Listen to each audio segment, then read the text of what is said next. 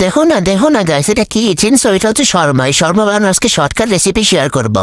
তো প্রথমে হচ্ছে মাংস ম্যারিনেট করে হচ্ছে চুলায় বসে এই রেসিপিগুলো ভাজার জন্য, যে ভাজা ভাজা হয়ে গিয়েছে। এখন হচ্ছে আটার ডোটা বানিয়ে নিচ্ছে ময়দা দিয়ে।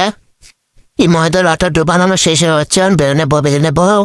চুলা জ্বলিয়ে দিয়েছি, চুলার উপর হচ্ছে একটা প্যান বসে গরম হওয়ার জন্য রেখেছি। গরম হওয়ার পরই বেলে রাখা রুটিটা হচ্ছে দিয়ে ঢাকনাতে ঠেকে নেবো। তারপর হচ্ছে লো আঁচ করে দেবো চুলার আঁচটা একবারে। আর হচ্ছে উল্টিয়ে পাল্টিয়ে হচ্ছে ভেজে দিতে হবে সুন্দর করে। এই যে উল্টাবো এই যে রুটিগুলো আমার ভেজা শেষ। এখন হচ্ছে উঠিয়ে নেব, যে দেখিয়ে দিই রুটিটা কেমন হয়েছে। অনেক সুন্দর হয়েছে দেখতে। ও আমরা এখন হচ্ছে মিউনিস বানাবো।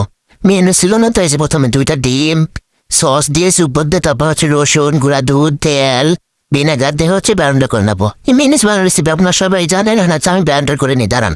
এক হাত দিয়ে ব্যান্ডার করা যায় না। এখানে হচ্ছে শসা গুচি আছে, গাজর গুচি আছে, টমেটো গুচি আছে। এইগুলা দিয়ে হচ্ছে মিউনিস দিয়ে মাখিয়ে নেব। মিউনিস আর সস, যে মিউনিস দিচ্ছি, আপনার যদি সসে খেতে চান তাহলে বেশি করে দেবেন, যদি কম খেতে চান মাখাতে কম দেবেন। যে এখন হচ্ছে সস দিয়ে হচ্ছে ভালো করে মাখিয়ে নেব। এবার হচ্ছে রুটির উপর, মানে শর্মার রুটির উপর হচ্ছে কি সালাদ গুঁড়া দেবো, তারপর চিকেন দেবো। হ্যাঁ, আর একটু দেবো চিকেন, একটু চিকেন বেশি করে দেবো। দিয়ে হচ্ছে শর্মা বানিয়ে নেবো, র্যাপ করে নেব। তো শর্মা এভাবে সবগুলা বানিয়ে নেব। এবার একটু টুথপিক দিয়ে আটকে দিতে হবে। এই যে আমার শর্মা রেডি হয়ে গেছে, গরম গরম। দেখতে কিন্তু অনেক এমনি আর মজাদার হয়েছে। আপনারা এভাবে বাসে বানিয়ে খেতে পারেন। এই শর্টকাট রেসিপিটা কেমন লাগলো কমেন্ট করে জানাতে পারেন। বাই।